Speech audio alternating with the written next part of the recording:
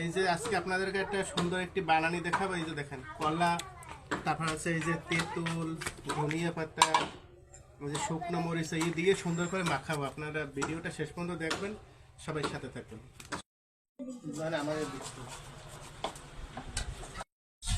এই যে কলা মাখার প্রস্তুতি চলতেছে, সবাই কাজে ব্যস্ত, সহযোগিতায় এরা আছে। এই যে আমার সহযোগিতায় আছে সবাই। এই যে চলছে, এই যে আমাদের মাখামাখি শুরু হচ্ছে।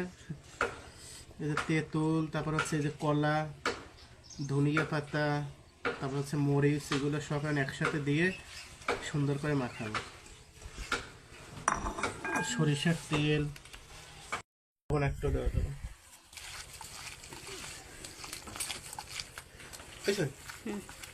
আমি কলা পাতা করে দেবো।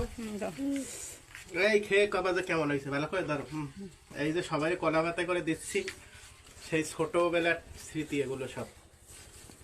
এই যে নেও ছোটবেলার স্মৃতি, অনেকদিন পর আসছে খেলাম, মানে অনেক বছর পর। এই যে আসলে খুবই সুস্বাদু খেতে, খুবই মজা। যারা খাইছেন তারাই জান। সবাই ভালো থাকবেন। ভিডিওটা আপনাদের